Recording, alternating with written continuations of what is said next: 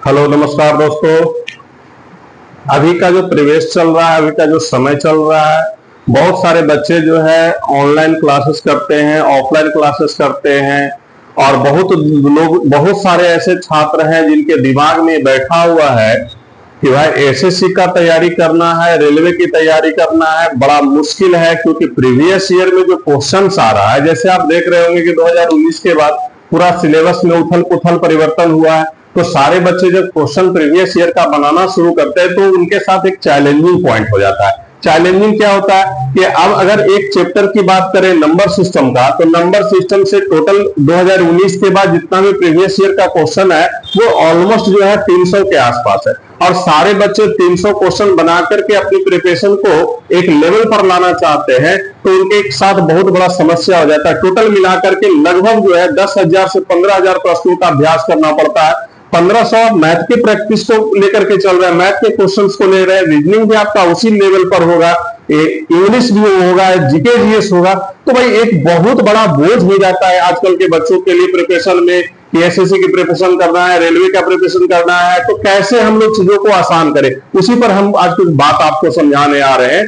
कैसे हम लोग चीजों को लेकर के चले कि आसान से कम समय में हमारी तैयारी हो जाए। भाई अब तो मैं बता दूं आपको कि पहले क्या होता था कि एसएससी का कोई भी एग्जाम का नोटिफिकेशन आता है था तो उसमें आपको मिनिमम जो है 2 से 3 मंथ का, कभी कभी तो ऐसा भी हुआ कि 6 मंथ का जो है समय मिल जाता था। लेकिन आज के परिवेश में आप ऐसा नहीं कह सकते हैं कि आपका नोटिफिकेशन आया, एग्जामिनेशन का डेट हुआ तो उसमें आपको बहुत दिन का गैप मिला। खास करके ग्रामीण क्षेत्र के बच्चे तभी तैयार होते थे जब फॉर्म फिलअप कर देते थे। फॉर्म फिलअप करने के बाद वो प्रैक्टिस करते थे, कोचिंग ढूंढते थे। भाई अब जमाना बदल गया है। जिस प्रकार से आप देखते हैं कि 11-12 करने के बाद कुछ बच्चे जो है इंजीनियरिंग विंग्स में जाना चाहते हैं, मेडिकल विंग्स में जाना चाहते हैं, तो वो टारगेट करके चलते हैं कि भाई हमको 2 साल कोचिंग क्लासेस करना है, 1 साल घर पे प्रैक्टिस करना है, फिर हमको नीट का एग्जाम देना है, आईटी का एग्जाम देना है, वगैरह वगैरह जो भी एग्जामिनेशन देना है उसमें वो तैयारी करते हैं। तो भाई 2 साल उसमें वो पढ़ते हैं, इसके बाद तीसरे साल या चौथे साल वो अपने आप को टारगेट करते हैं। भाई अभी भी जो सिचुएशन है एसएससी वाले छात्रों के लिए यही है।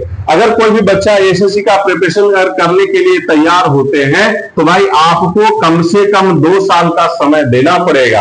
अगर 2 साल का आप समय दे करके चलते हैं तो 2 साल में आपका मैथ हो, रीजनिंग हो, इंग्लिश हो, वगैरह वगैरह सब्जेक्ट तो समाप्त तो आपका 1 ही साल में हो जाएगा। लेकिन 1 साल आपका प्रैक्टिस करना पड़ेगा। जब आप 1 साल प्रैक्टिस करते हैं, स्पीड टेस्ट वगैरह आप बनाते हैं, तब आपको कहा जाएगा कि अब आपकी तैयारी अच्छी है और आप रिजल्ट दे सकते हैं। भाई 2 साल का समय यहां भी लग जाएगा। अगर कोई बच्चा 2028 को टारगेट कर रहा है ना, तो अभी से उस बच्चे को टारगेट पर लेना पड़ेगा कि हमको मैथ का सिलेबस, रीजनिंग का सिलेबस, इंग्लिश का सिलेबस, जीके जीएस का सिलेबस कैसे पूरा करना हो। उसके लिए आपको प्लानिंग बद्ध तरीके से काम करना होगा। बहुत ऐसे बच्चे हैं जो चारों सिलेबस को एक कोचिंग में पकड़ करके और पढ़ना शुरू कर देते। भाई मैं बता दूं कि 4 सिलेबस को लेकर के आप अगर आप चल रहे हो ना, तो डेफिनेट आपको कभी भी चारों सिलेबस एक पैरेलल पर खड़ा नहीं हो पाएगा।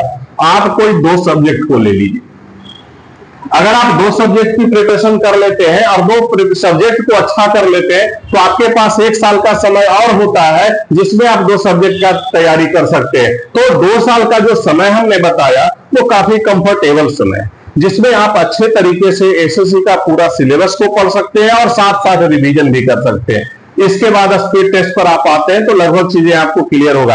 आप 4 सब्जेक्ट का प्रिपरेशन अगर किसी एक संस्थान में जाकर के एक बार में आप करने की कोशिश करते हैं तो आपका सिलेबस तो पूरा कर दिया जाएगा, सिलेबस आपका बंद हो जाएगा, समाप्त हो जाएगा। कितने समय में? तो 8 से 9 महीने में। लेकिन वो सिलेबस समाप्त सिर्फ होता है भाई, उसमें प्रैक्टिस नहीं होता है। और मैक्सिमम क्वेश्चन का जब तक आपको अभ्यास नहीं होगा तब तक आप सिलेबस को